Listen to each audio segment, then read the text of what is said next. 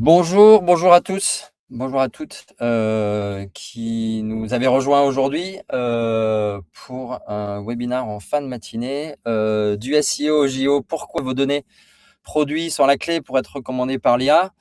L'idée, c'est qu'on vous accompagne et qu'on vous donne quelques billes, tout au long de ce webinaire, pour mieux préparer vos données produits et qu'elles soient notamment bien reconnues par, les moteurs d'IA. Je ne suis pas tout seul pour ce webinaire organisé avec Akino et Synolia. Je suis assez content d'être aux côtés de Adeline. Je te laisse te présenter. Oui, bonjour à tous. Donc moi, Adeline Augier, donc je suis directrice de projet et consultante PIM depuis bientôt 10 ans chez Synolia et depuis la version bêta d'Akeneo. Donc Synolia rapidement, on est un groupe de 4 agences, donc Synolia, Blackbird, W3 Lead et le Studio Carré, un peu plus spécialisé sur la partie UX/UI. On se présente un peu comme, l'orchestrateur, de la transformation digitale où en fait on accompagne les clients sur, différents projets digitaux, dans différents domaines d'expertise. Donc on va parler, e-commerce, PIM-DAM bien sûr, relations clients, productivité, data et bien sûr IA. Merci Adeline. Et puis surtout, Synolia, c'est un des partenaires historiques d'Akeno, partenaire d'Akeno depuis 2014, depuis le début, si je me rappelle bien. Moi, je m'appelle François Chec, je suis en charge de l'enablement des partenaires, de la formation des partenaires au sein d'Akeneo. Et Akeno, pour ceux qui ne connaissent pas, on est un des leaders français du PIM, un des leaders mondiaux du PIM. On se focalise beaucoup sur l'expérience produit. Aujourd'hui, beaucoup piloté par l'IA. La donnée produit, c'est ce dont on va parler aujourd'hui. Alors, un détail un petit peu sur les grandes parties qui nous attendent. On va faire un petit rappel sur comment est-ce que l'IA a redéfini un petit peu le commerce. Alors, au-delà de nos habitudes, notre quotidien et puis de notre vie professionnelle, comment est-ce qu'elle redéfinit aujourd'hui le commerce? C'est ce qui nous intéresse aujourd'hui. On fera un petit rappel sur comprendre ce qu'est le JO. La JO, vous l'appelez comme vous voulez, mais il y a certaines considérations à prendre en compte par rapport au SEO.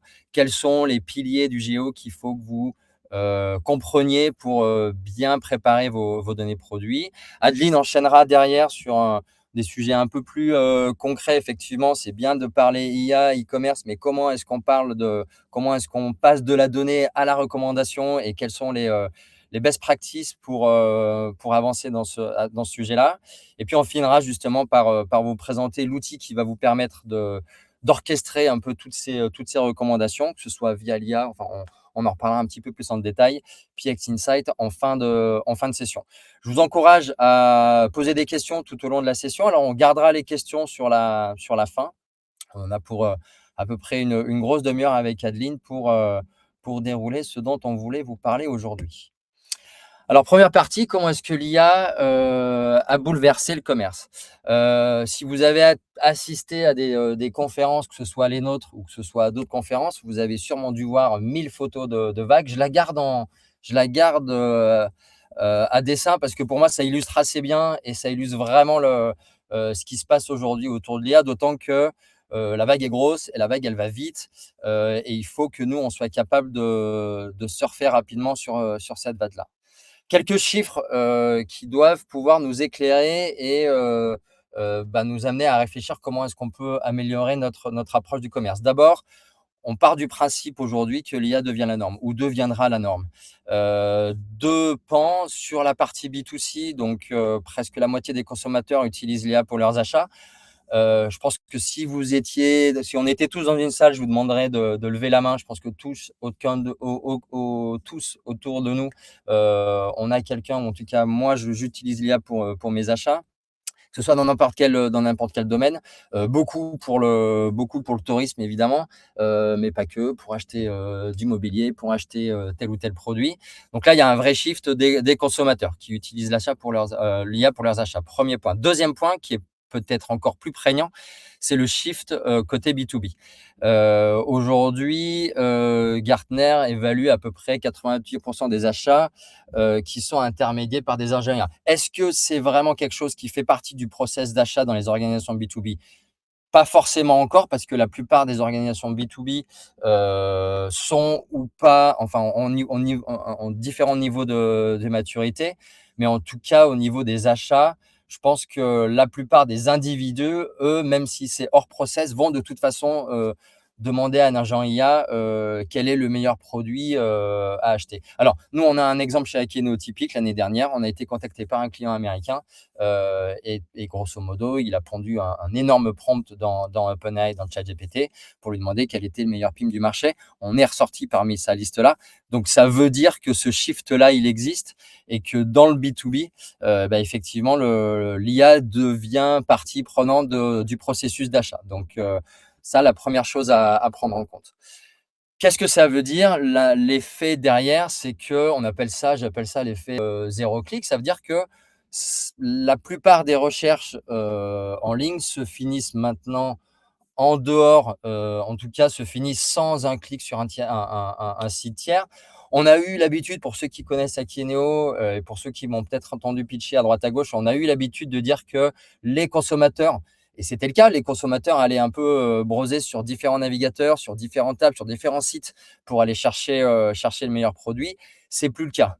Là, on a basculé sur un sujet de visibilité plutôt vers un sujet de definitive answer, donc plutôt de réponse un petit peu plus définitive. Et puis un dernier point que je voulais soulever, à Unlock à Chicago, notre événement annuel chez Akieneo, on avait quelqu'un de Shopify qui est venu parler, et chez eux, ils l'ont clairement vu. Dernier trimestre 2025, le trafic qui provient de l'IA a été multiplié, en l'occurrence ici, par 24. Et puis, ils s'attendent à ce que pour 2026, le trafic de l'IA devienne un vrai vecteur de croissance et soit encore plus prégnant qu'avant. Ça, je voudrais peut-être faire intervenir Adeline là-dessus, parce que vous avez, vous, baigné dans le e-commerce depuis des années. Est-ce que c'est aussi une tendance que vous voyez, que vous constatez? Ouais, c'est une tendance et je vais même être très factuelle parce que je pense que tout le monde, l'a remarqué. C'est quelque chose de simple, c'est, l'émergence en fait de nouveaux robots qui viennent, tout simplement crawler.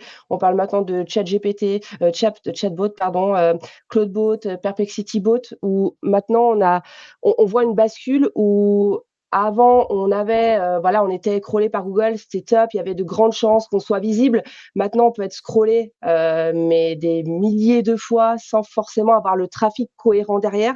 Donc nous, on l'a vraiment vu d'un point de vue technique où le crawl IA a explosé, plus 20 je crois, j'avais lu, voilà sur une étude, et il y a d'ailleurs des nouveaux KPI qui sont sortis où maintenant on voit, pour ceux qui sont un peu dans la partie analytics, sur leur site vitrine, site e-commerce, un nouveau ratio un peu, crawl referral pour mesurer justement ce trafic-là et cet avènement des agents IA.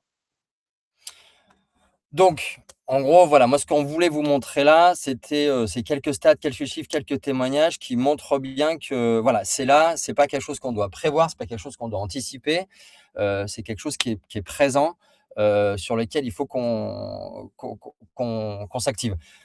Qu'est-ce que ça veut dire? En quelques mots, j'aime bien cette phrase-là: «L'IA fait pas de shopping, elle sélectionne», et si l'IA ne trouve pas vos produits, vos consommateurs ne vous trouveront pas non plus. C'est aussi simple que ça. Vu l'évolution et vu, comment l'IA va prendre de plus en plus de part dans la recherche du produit, c'est vraiment ça le nerf de la guerre. C'est comment est-ce que je vais être découvert? Alors, on parle beaucoup d'IA, et du coup, la question qui peut être là, c'est de se dire, est-ce que c'est un autre canal de vente finalement, ou est-ce que c'est le prochain et le seul canal de vente? Alors, l'année dernière, OpenAI avait un partenariat avec Shopify, avec Etsy, pour faire du checkout directement, puis ils sont finalement revenus en arrière. Donc, est-ce que ça va vraiment remplacer? On ne sait pas. Et du coup, l'idée, c'est peut-être de se regarder un petit peu en arrière et de regarder loin derrière, il y a une vingtaine d'années. Est-ce que le e-commerce a finalement été un nouveau canal de vente, ou est-ce que ça a été le seul canal de vente? Est-ce qu'on a remplacé le brick and mortar, les boutiques en ville? Bon, au final, on s'est aperçu que le e-commerce n'a pas remplacé le brick and mortar. C'est plus un nouveau comportement des utilisateurs. Donc, on va ou pas en boutique, mais en tout cas, il y a un nouveau comportement qui a émergé. On va peut-être chercher en ligne et puis on va dans les boutiques, mais en tout cas, il y a toujours des boutiques. Et je considère que l'agentique aujourd'hui, l'IA e-commerce va être un petit peu comme un autre canal de vente, plutôt liées à un nouveau comportement des utilisateurs. Donc je vais plus chercher directement, je vais plus aller naviguer sur plusieurs sites, mais je vais demander à quelqu'un, en tout cas en l'occurrence ici mon moteur d'IA, de faire la recherche pour moi. C'est vraiment lié au changement des utilisateurs. Je fais 30 secondes une petite analogie avec ce qui s'est passé avec le Covid, où on a eu une modification des comportements et des acheteurs à ce moment-là, directement lié au fait que les boutiques étaient plus fermées. Donc, l'acheteur indirectement a changé son comportement. C'est un petit peu la même chose. Là, l'acheteur change son comportement et il faut qu'on s'adapte là-dessus. Alors, du coup, c'est bien beau tout ça. Et comment est-ce qu'on arrive à être compatible et à être visible? C'est là où on va commencer à parler de JO. Donc, on a beaucoup parlé de SEO et vous qui nous écoutez, vous avez toutes ces contraintes et en tout cas cette notion de SEO en tête. Il faut aujourd'hui comprendre ce qu'est le JO et en quoi il vient compléter les notions de SEO. On a 4 piliers autour du JO qui vont être assez clairs. D'abord, la partie technique. Donc, est-ce que les produits sont lisibles par l'intelligence artificielle? Donc, c'est assez technique, mais c'est ni plus ni moins que se dire, est-ce que mes données sont dans schema.org? Et on y reviendra un petit peu après, notamment, et Adeline va nous expliquer un peu un cas client en particulier. Donc, le premier pilier, il est là. Est-ce que mes données produits sont lisibles? Le deuxième pilier, il est plutôt autour de est-ce que mes données sont validées sur le web? C'est-à-dire que, et ça, c'est un peu différent du SEO, c'est-à-dire que là, on a nos produits qui sont sur notre site, c'est notre marque, on a peut-être des distributeurs, on vend peut-être sur des marketplaces, et finalement, l'IA, sur la première partie, la partie technique, je valide que mes données soient lisibles. Sur la deuxième partie, ici, en fait, je vais valider est-ce que mes données font autorité et est-ce qu'elles sont validées, soit parce que la donnée est cohérente sur des sites de marketplace, sur des sites de retailers, ou des gens vont peut-être parler de moi, notamment Reddit, on y reviendra après. Et du coup, le troisième pilier qui intervient, c'est la partie signal. Est-ce qu'on parle de produit? Et donc, c'est juste là où je parle un petit peu de Reddit, justement. Les données validées dans le web, elles sont un petit peu partout, mais qu'est-ce qu'on dit de votre produit, dont Reddit, il n'y a pas que Reddit, hein. Il y en a forcément plein d'autres. Ça peut être vos avis clients aussi, mais l'IA va aussi aller checker un petit peu tout ce genre de thématiques-là. Et puis le dernier pilier autour du JO, c'est vraiment autour de la pertinence. Est-ce que mes données produits sont en phase avec les attentes de l'acheteur? On a usage de dire, on va reparler un petit peu des données d'usage dans cette présentation-là. Comment est-ce que j'utilise mon produit? Vous designez vos produits en tant que fabricant, vous les définissez de telle et telle manière, mais est-ce que c'est vraiment en phase avec les attentes des consommateurs? Ça, c'est aussi une autre chose qu'il faut prendre en compte. Donc l'IA va aller checker un peu ces 4 thématiques-là sur la partie technique, sur la partie autorité, sur les signaux, est-ce que les gens parlent de vous? Et sur la partie pertinence, ce qui va permettre finalement d'évaluer si je suis lisible, si je suis crédible et si je suis recommandé. C'est vraiment ces 4 piliers qu'il faut prendre en compte. Et par rapport au SEO, c'est finalement des pierres en plus ou des composantes en plus qu'on n'avait pas dans le cadre du SEO. En quelques mots, on va dire que le JO, on va plutôt influencer la compréhension, la confiance, les recommandations, quand finalement le SEO va plutôt se concentrer sur des mots-clés et sur le produit en tant que tel. Mais le JO ne se substitue pas au SEO, ça va plutôt être une extension. Je discutais hier avec une agence de SEO sur Paris et eux maintenant, forcément, ils adressent les sujets JO, mais pour eux, le SEO reste bien ancré dans leur stratégie IA, parce que ça va forcément servir les moteurs d'IA. Alors, on a vu un petit peu la partie rapidement, la partie JO. Donc, d'ailleurs, on a une masterclass sur la JO qui a été faite par notre équipe produit au sein d'Akeno. On pourra vous envoyer le lien. Je vous recommande vivement d'aller dans le détail. Ça va un peu plus dans le détail que ce que je viens de dire. C'est assez intéressant. Ça va vous donner un peu plus d'informations. J'arrête de parler, je vais laisser la parole à Adeline, qui va nous expliquer un peu plus en détail, de la donnée à la recommandation. Alors, je reviens rapidement sur, la masterclass. Pour y avoir participé, effectivement, je vous encourage à la regarder. Elle est vraiment super intéressante. C'est 2 heures où on apprend beaucoup de choses, donc voilà, suivez les conseils de François, vous perdrez pas votre temps sur cette partie-là.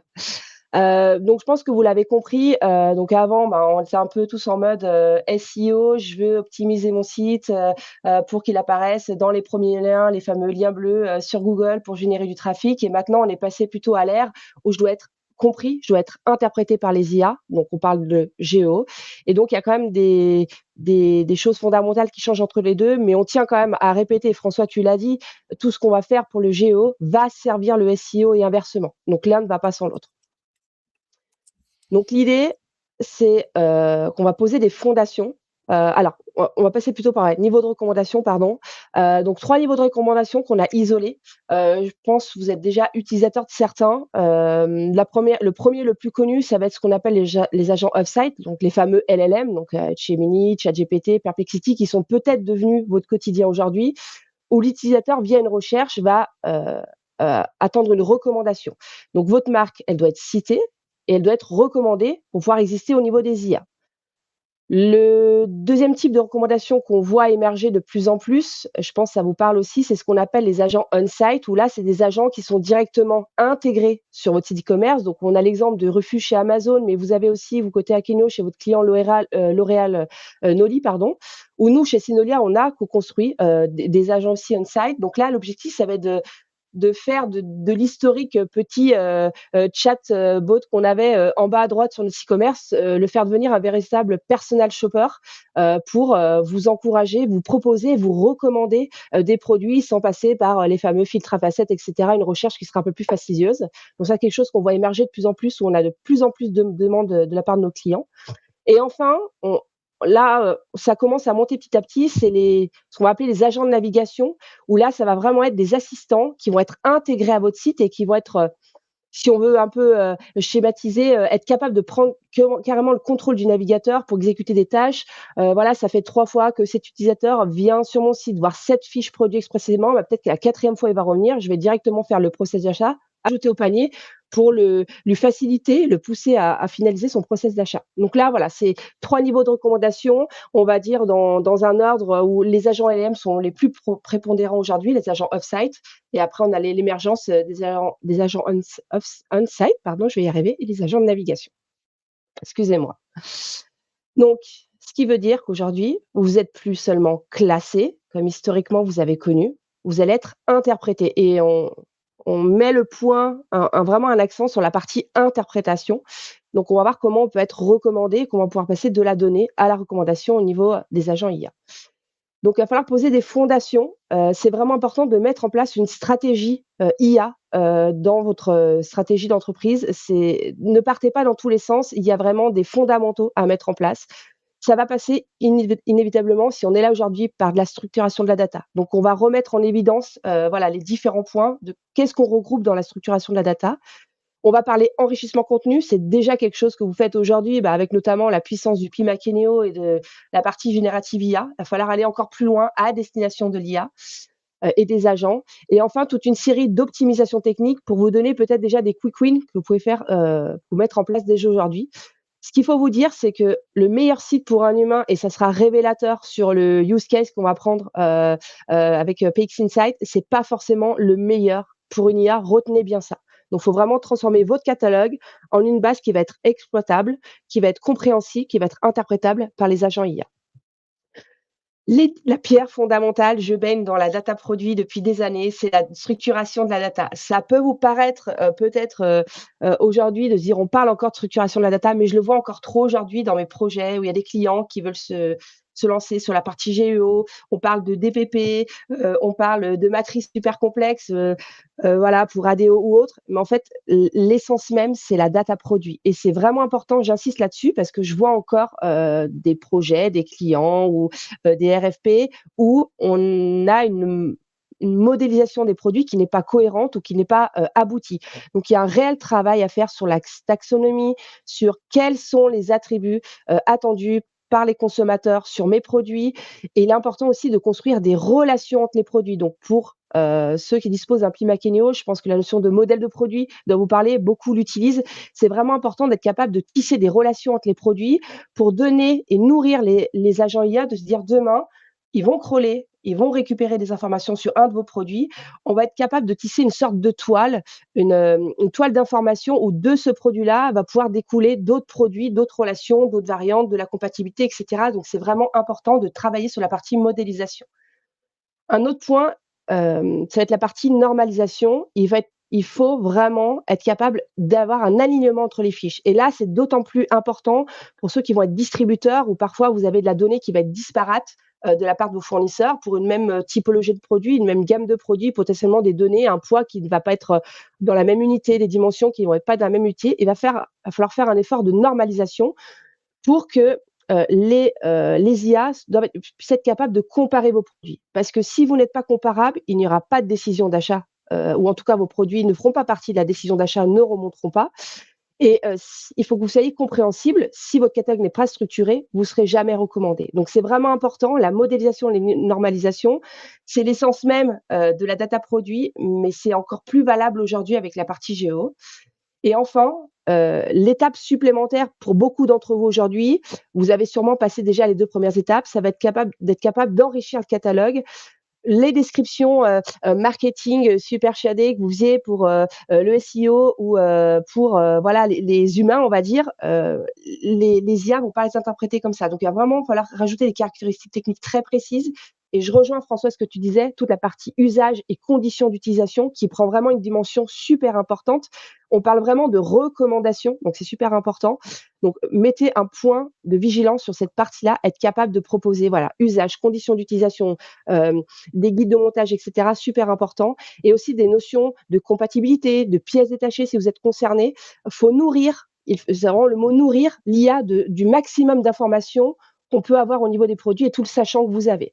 Donc ça va passer soit par l'optimisation d'un PIM pour ceux qui sont déjà détenteurs d'un PIM, où j'encourage vraiment ceux qui aujourd'hui encore se posent la question est-ce que je dois mettre en place ou pas un projet PIM? Allez-y, ça va être vraiment le socle pour vous lancer sur la partie géo, pour affiner votre SEO et pour toutes les autres problématiques et législations qui sont en train d'arriver. La deuxième partie, j'en ai un peu parlé parce qu'elle est forcément, elle fait écho à ce qu'on s'est dit avant.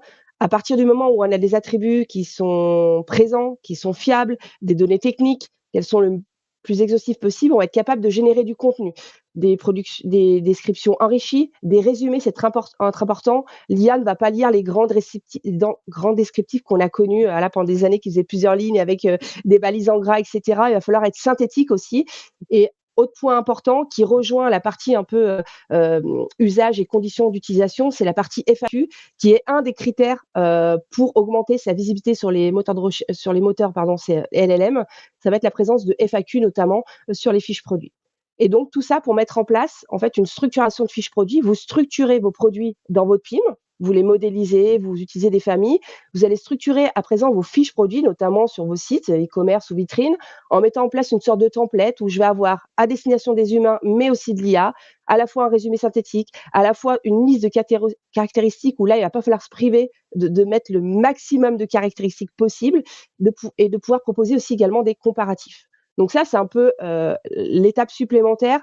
Le PIM Akineo a la capacité de proposer beaucoup de fonctionnalités d'IA générative, donc n'hésitez pas à les utiliser, à toujours faire une passe de vérification derrière sur ce qui est, ça reste voilà de l'intelligence artificielle, mais voilà, usez de ces fonctionnalités présentes dans votre PIM pour vraiment être capable de parler aux agents LLM.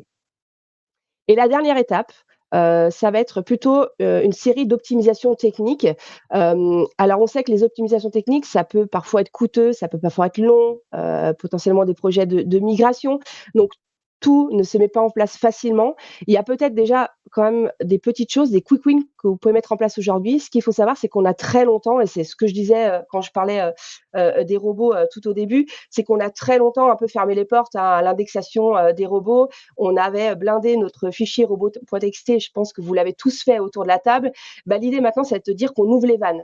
Parce que si vous fermez la porte à GPTBot, à Claudebot, et cetera, votre site ne sera pas crawlé, donc vous n'existerez pas au niveau des LLM. Donc ça, c'est vraiment important. C'est quelque chose qui est qui peut être, assez rapidement mis en place, assez accessible. Donc n'hésitez pas, sur cette partie technique à le mettre en place, d'avoir des sitemap un peu plus orientés entités, où on a connu les fameux sitemap avec, une liste, d'URL, qui se suivaient sans réellement de sens. Là, on va plutôt l'orienter avec la notion d'entité qui va faire écho aussi à la notion de schéma.org et toute une liste d'autres optimisations techniques. Et si jamais vous ne savez pas où aller, si jamais vous avez des questions, par quoi je peux commencer, n'hésitez pas. Nous, chez Synolia, on a vraiment une partie e-commerce, notre pôle e-commerce qui s'est spécialisé sur la partie IA.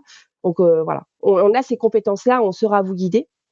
Et l'autre point qui est peut-être le plus important et tu en as parlé effectivement François, c'est la partie implémentation et c'est les fameuses, schémas.org qu'on a finalement toujours entendu parler, mais qui aujourd'hui, prennent tout son sens où, l'IA en fait va lire vos fiches produits, elle va interpréter des balises produits, des balises offres, des avis, une FAQ. On en parlait, on le verra tout à l'heure aussi dans PX Insight. Donc l'implémentation des balises schéma.org, c'est sûrement l'un des points les plus structurants, en plus voilà, d'ouvrir un peu les vannes à l'indexation de vos sites. Donc le point le plus crucial.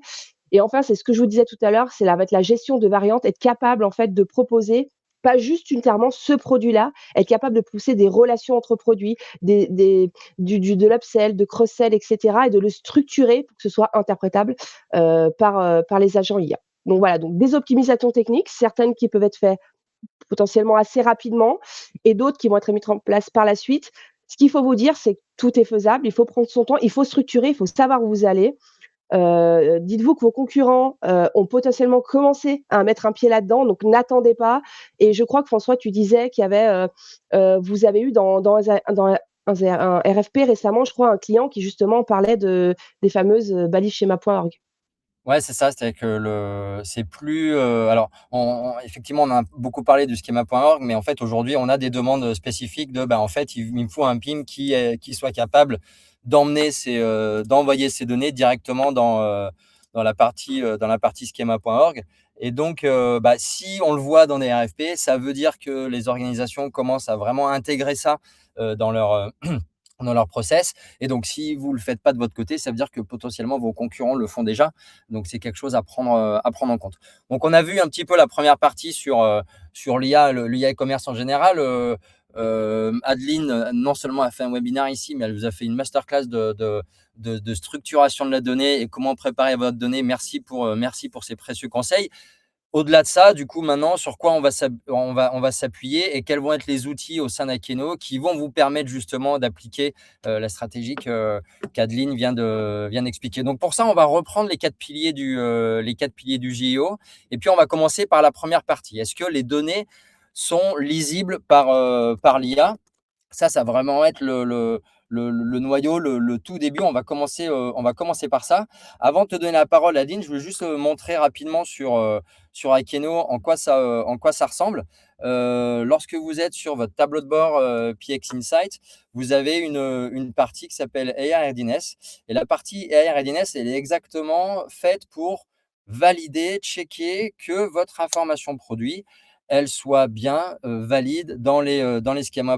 Vous pouvez le faire avec n'importe quel site. Donc là, j'ai pris un site un petit peu au hasard. C'est pas vrai, c'est une de mes marques préférées, admettons. Bref, et du coup, vous entrez l'URL directement dans PX Insight, dans la partie AI Readiness. Et donc là, on va avoir une analyse qui va se lancer. Je vais pas attendre que l'analyse soit faite, je l'ai faite juste avant. Et elle va nous donner un petit peu plus de détails sur mon score et sur les données qui manquent, celles que je dois améliorer ou celles qui sont plutôt en bonne forme, on va dire. Et là-dessus, je sais qu'Adeline, tu as fait un petit état des lieux avec un de tes clients. Donc, je te redonne la parole là-dessus.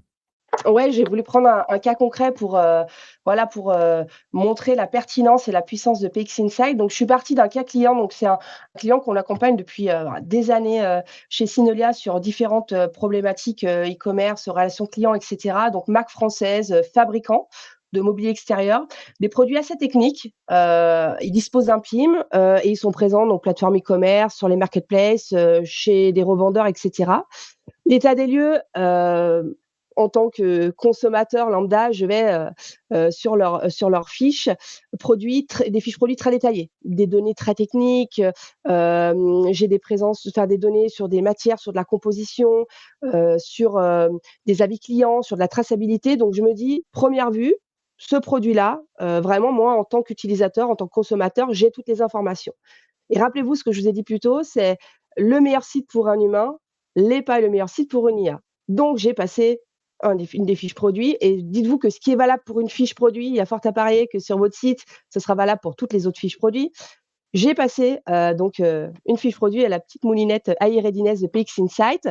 J'ai eu un petit score de 54 sur 100. Alors score, vous me direz, largement perfectible, mais à l'allure, on va dire, où progresse toute la partie géo, la partie IA, il y a quand même des bonnes bases clients. Donc on va essayer de les analyser ensemble. Et je me suis aussi prêtée à l'exercice de confronter les résultats à au regard de l'équipe technique qui gère notamment la plateforme e-commerce pour voir un peu, la cohérence et de PX Insight et si vraiment on est dans le bon tempo. Donc au niveau des piliers, 4 grands piliers qui ont été analysés. Je vous demanderai pas, je vais pas vous parcourir, tous les points un par un qui ont été, retournés sur la droite. C'est assez puissant. Au niveau de la data produit, ce qu'il faut retenir et c'est exactement l'impression que j'ai en tant qu'humain et la connaissance que j'ai de ce client et ce qu'il a mis en place dans son PIM, c'est que les fondations sont bonnes. Il y a beaucoup de données produits, on comprend la typologie du produit, les noms sont clairs, il y a un fil d'Ariane. Donc les moteurs comprennent déjà la structure du site et de quoi on parle. Donc ça, c'est un point super important quand les agents vont venir crawler le site. Par contre, qu'est-ce que PX Insight nous dit? Il nous dit, il nous manque des données essentielles, type code EAN, qui est potentiellement une recherche, notamment dans le secteur B2B, qui peut être un des critères pour faire de la recommandation. Et puis, il nous dit, tout ce qui va être les attributs descriptifs, donc il y a beaucoup d'efforts qui ont été faits sur la partie matériaux, motifs, etc. C'est super design, super chiadé. Par contre, pour les IA, c'est pas du tout structuré, c'est pas interprété. Il y a un énorme effort qui a été fait pour avoir des croquis sur la chaise, en l'occurrence, que j'ai testée, pliée, dépliée. Enfin, c'est vraiment super intéressant en tant qu'humain. Par contre, en tant qu'IA, c'est pas du tout interprétable. Donc, pour lui, il estime qu'en termes de géo, ces données sont absentes. Donc, ça veut dire que la donnée est là, l'intention est là, mais qu'elle n'est pas structurée et optimisée techniquement pour être interprétée par les IA. Donc là, je sais techniquement, avec PX Insight, voilà, je dois, chose toute bête, afficher le code EAN, ajouter des dimensions type le poids qui n'est pas présent, je structure un peu ma data dans le PIM, j'optimise techniquement mon site e-commerce et là sur la partie product data, je vais pouvoir avoir un level supplémentaire et l'IA comprendre mes produits. Ensuite, la deuxième partie, ça va être la partie commerce. Donc qu'est-ce que nous dit PX Insight? Il nous dit: «J'ai des informations de livraison, des délais de traitement, c'est plutôt clair et effectivement, c'est bien lisible au niveau des machines». Plutôt bon point. Qu'est-ce qu'il me dit par contre? «Vos offres sont incomplètes, il manque des informations de garantie et des notions de retour». Moi, j'analyse, qu'est-ce que je vois? Je dis: c'est étonnant, les notions de garantie, elles existent, mais en fait, je me rends compte qu'elles ne sont pas interprétées et quand on confirme avec l'équipe technique, c'est qu'effectivement, elles ne sont pas implémentées dans les bonnes balises schéma. Donc là, optimisation technique à mettre en place. J'en profite pour mettre en place toute la partie sur les conditions de retour et là, j'optimise la partie interprétation commerce pour les agents LLM. Le troisième pilier, tu en as parlé François et c'est super important, quand tu parlais notamment de Reddit et cetera, c'est la partie, ce qu'on appelle trust, la partie confiance. C'est, quel est le ressenti, au niveau de vos produits? Quel est l'indice de confiance? Et qu'est-ce qu'il me dit là, PX Insight? Gros warning, rien ne va, il y a aucun signal positif qui est renvoyé par ma fiche produit. Ah, je me dis: «Catastrophe». Je regarde, non, pourtant j'ai des avis clients, ils sont bien vérifiés vers une solution spécialisée. Hem, donc a priori, j'ai les infos. Là, effectivement, encore une fois, j'ai les infos, l'intention est bonne. Par contre, effectivement, elles ne sont pas implémentées au bon endroit. Donc là, on rejoint la partie implémentation technique, optimisation technique, où là, j'ai la donnée, elle est présente et là, je vais faire une optimisation technique pour l'intégrer dans la bonne balise schéma.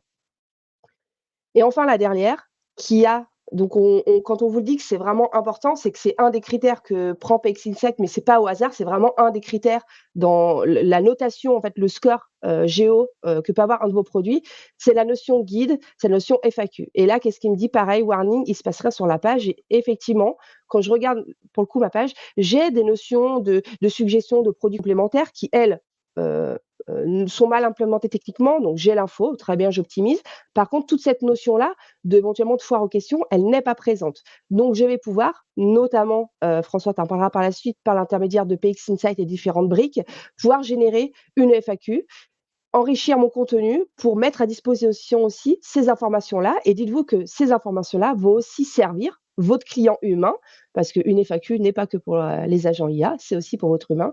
Ça va être une donnée qui va être intéressante, donc on va aller encore une fois compléter l'existant, le SEO et les comportements, historiques qui existent, des achats, on va dire, en ligne sur votre site.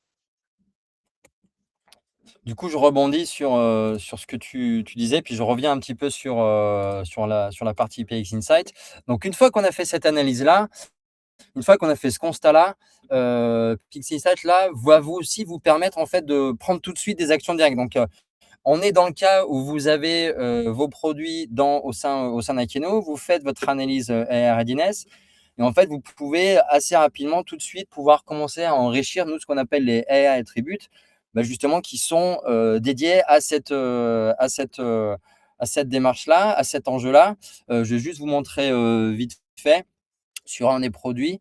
En fait, au sein d'un produit, vous allez pouvoir là demander à l'IA et là-dessus, bah, tu parlais notamment des FAQ. On va pouvoir se dire, bah, tiens, est-ce que tu peux me générer sélectionner un attribut et me générer des FAQ en fonction de tel et tel produit. Ce que je veux montrer là, c'est que au-delà de l'analyse que permet AI Readiness, derrière, on va vous donner la possibilité de prendre des actions directement et de pouvoir modifier directement, avoir un impact sur votre donnée produit en fonction de cette analyse. Je vais répéter ça un petit peu des 10 dernières minutes qui nous restent. Je trouve que PX Insight aujourd'hui, c'est une analyse qui est très forte, c'est un retour qui est très pertinent et derrière, la possibilité de prendre des actions directement. Alors, si on se revient sur les piliers du jeu, on a vu la partie technique. Est-ce que mes données sont lisibles par l'IA? Et Hardiness va permettre de checker cette partie-là. Et puis ensuite, on a les trois autres piliers, l'autorité, les signaux, la pertinence, le fait d'être crédible, le fait d'être recommandé. Ça va être couvert par deux modules au sein de PX Insight qui sont à la fois la partie AI Discovery, donc découverte par l'IA, et Ratings and Review qui sont les revues et les retours utilisateurs. Là-dessus, je vais vous montrer un petit peu à quoi ça ressemble. Je reviens sur mon tableau de bord PX Insight, et puis on va d'abord s'attacher à la partie découverte par l'IA. Qu'est-ce que ça veut dire exactement ici? En fait, on va analyser les données produits qui sont dans le catalogue et qui sont présents dans Akeno. Comment est-ce qu'ils sont découverts? Comment est-ce qu'ils sont reconnus par l'IA? Et donc, la partie technique, c'est checker, mais là, plutôt, on va aller creuser un petit peu plus. On va aller regarder les autres sites autour. L'idée, c'est de se dire comment est-ce que mon produit, il est trouvé et ou recommandé par l'IA. Cette démarche-là, elle se passe au début au niveau de la grille produit. Vous allez sélectionner un ou plusieurs types de produits et vous allez pouvoir lancer l'analyse PX Insight. Sur cette analyse PX Insight, on va avoir deux choix. Est-ce que je veux améliorer l'AI Discovery, donc comment est-ce que l'IA me perçoit, ou la partie amélioration du produit, donc ça, c'est les retours utilisateurs, j'y viendrai juste après. On va juste se pencher vite fait sur la partie AI Discovery. Donc là, je veux choisir sur ces produits, bah, écoute, tu vas me lancer une analyse sur tous ces produits-là. Ce qui est important, c'est aussi de se dire, ce qu'on a rajouté, c'est OK, très bien, mais en fait, est-ce que vous êtes un fabricant? Est-ce que vous êtes un distributeur? Et vous êtes sur quel marché? Parce que la manière dont le consommateur va chercher des produits, ça va être un peu différent que je sois sur le marché français. Aujourd'hui, cette semaine, je suis à Londres, sur le marché anglais, etc., ou sur le marché européen, ou sur le marché international. Donc, il y a cette notion, cette petite granularité qui va vous permettre d'affiner un petit peu la recherche. Et puis, lorsque je vais lancer donc cette analyse-là, je vais aussi retrouver un petit peu les différents types, ce que les utilisateurs recherchent. Et là, ici, c'est en anglais, mais est-ce que ce rideau sont très bien pour faire que ma chambre soit complètement noire, etc. Mais vous pouvez aussi, à ce moment-là, personnaliser les questions en particulier, puisque ces questions sont générées par l'IA, mais vous pouvez, vous aussi, vous avez votre ICP, vous connaissez aussi vos clients. Si parmi les questions, vous sentez que ce n'est pas pertinent par rapport à votre cas à vous, vous pouvez aussi personnaliser cette démarche-là. Qu'est-ce que va faire la partie AI Discovery? La partie AI Discovery, du coup, elle va nous donner un résultat de ce qu'a été, de ce que l'IA nous a recommandé, nous a remonté. Et puis, bah, elle va nous faire des suggestions, encore une fois. Quels sont les attributs qui manquent? Pourquoi est-ce que c'est important? Quels sont les attributs qui sont concernés? Et puis, bah, directement après derrière, je vais pouvoir, directement modifier ces attributs pour encore une fois avoir un impact sur ma donnée produit. Je m'arrête sur la partie AI Decision Sources because je pense que là, c'est particulièrement intéressant aussi de voir que, bah, voilà, sur ce produit-là, voilà tous les sites sur lesquels, les moteurs d'IA sont allés scroller. Je vous parlais de Reddit, tout à l'heure, c'est pas une légende, ils vont aussi, utiliser ce genre de sources-là. Donc si on revient au tout début du webinaire, on va se dire qu'en fait, au lieu que moi, consommateur, j'aille scroller tous ces sites-là, finalement, l'IA va s'en occuper pour moi et du coup, elle va faire beaucoup plus de boulot pour aller naviguer, pour aller chercher de l'information produit et donc c'est d'autant plus important d'être sûr que l'information soit cohérente au sein de toutes ces data sources. Donc ça, c'était sur la partie AI Discovery. Donc, comment est-ce que les IA me reconnaissent et quelles sont les actions que je dois mettre en place pour améliorer mes données produits? Et puis, la dernière partie, on va sur la partie retour utilisateur. Sur la partie retour utilisateur, c'est pas compliqué. Lorsque je suis sur une fiche produit, là, je me suis mis directement sur une fiche produit. J'ai mes attributs, ceux qui utilisent Akeno connaissent bien cette partie-là. Mais au niveau du produit, je vais aussi être capable de pouvoir, avoir une analyse des retours utilisateurs. Donc là, on parle des utilisateurs, des retours utilisateurs sur votre site à vous. Et l'IA va finalement là, nous donner un petit peu un aperçu de qu'est-ce qui ressort en positif, qu'est-ce qui ressort en négatif? Et donc de là, soit vous modifiez l'information produit parce que peut-être vous n'avez pas été très précis et je rebondis sur, ce que disait Adeline sur les FAQ. Je pense que c'est hyper important justement d'avoir ces notions-là et il y a pas mal de choses qui peuvent ressortir d'une FAQ et là, en l'occurrence, sur ce plaid-là, il y a quelques, il y a quelques problèmes au niveau de la durabilité, est-ce que le produit il dure longtemps ou pas? Peut-être que là, il y a des choses à donner, peut-être sur des notifications, des informations d'instructions de comment prendre soin de ce produit-là. Peut-être que c'est pas très clair, peut-être qu'il faut, insister un peu plus là-dessus parce qu'on sait que ce produit, il est un peu fragile ou peut-être carrément on va voir l'équipe produit, on dit: «Bon, en fait, là, le produit, il est vraiment pas bon». Donc en gros, la partie, rating and review et retour utilisateur, là, elle va vous permettre plutôt d'avoir un peu d'avoir un retour de comment utiliser le produit et est-ce que le produit est vraiment en lien avec ce qu'attendent les consommateurs. Et puis, ben, à la fin, on va encore une fois pouvoir se dire, ben, à partir de tout ça, je vais pouvoir initier un workflow, je vais pouvoir définir des règles, je vais pouvoir faire quelque chose directement pour améliorer ma donnée produit. Ces modules-là côté PX Insight. Donc, on a vu la partie AI Readiness, la partie AI Discovery et Rating and Review. Donc, le retour utilisateur et découverte par l'IA. Tout ça, c'est des modules au sein de PX Insight qui vont servir tous les piliers du JO, qui vont vous servir de tour de contrôle, on va dire, de vos données produits. Je terminerai sur les éléments clés du coup de PX Insight. Je vais passer rapidement là-dessus, mais histoire de bien rappeler nos différenciateurs, nos éléments différenciants. Ce qui est important, c'est d'abord, on va vous permettre d'agir directement. Donc, au-delà de l'analyse, on va vraiment pouvoir vous donner des clés pour modifier directement et être compatible avec les données CIO. On se centre sur le produit. Vraiment, on se focalise sur l'information produit. Et puis, d'une manière générale, et comme toujours, on est omnichannel by design, mais PX Insight encore plus parce que non seulement on va adresser plusieurs canaux de distribution, mais on récupère des sources d'informations de plusieurs canaux de distribution. Donc en résumé, qu'est-ce qu'on va retenir de cette session? Heu, Moi, je retiendrai d'abord une chose, c'est que l'IA vraiment définitivement comme nouveau parcours client. On le disait, l'IA ne visite pas, ne s'amuse pas à aller à droite, à gauche, enfin en l'occurrence il le fait, mais ça sélectionne, pour l'acheteur. Votre acheteur, lui, ne va plus faire le shopping ou en tout cas va plus, acheter les produits comme avant. Et ça, on l'a vu avec Adeline, on l'a vu avec l'introduction de la session. Deuxième point, Adeline, c'est ton créneau. Je te laisse prendre la parole sur la grosse brique du milieu. Ouais, on a choisi volontairement, voilà, une petite phrase pour que vous la reteniez, je vous fasse sourire avant la fin de ce webinaire. C'est pas de data, pas de chocolat. Je crois que c'est vraiment le maître mot et on espère que vous l'avez compris, voilà, tout au long de ce webinaire. Comme tu disais, l'IA, elle va pas inventer. Elle va, agréger, elle va lire des résultats, puis elle va les restituer. Donc si vos données sont fausses, si vos données sont absentes, vos produits ne remonteront pas. Ce qu'il faut savoir, c'est que je complète juste rapidement, je crois que tu donnais un chiffre, plus de 40 des consommateurs, B2C, passent par, les LLM pour le process d'achat. Il y en a plus d'un tiers, c'est pour, chercher des produits in fine achat, et dites-vous aussi, donc là, il faut que la donnée, soit présente, il faut qu'elle soit pertinente, il faut que vous puissiez être comparable, compréhensible, résumable, c'est tout ce qu'on s'est dit auparavant. Et aussi, autre point important, et ça va faire écho du coup au dernier point de la session PX Insight, c'est il y a plus d'un quart des utilisateurs qui consultent aussi, qui sollicitent en tout cas, les agents, l'IA, pour analyser les avis d'un site, d'une marque, d'un produit. Donc la pertinence aussi de la notoriété, de la confiance, ce qu'on a vu dans PX Insight, c'est aussi très important dans votre process, et de votre stratégie en fait du géo, sur cette année qui arrive.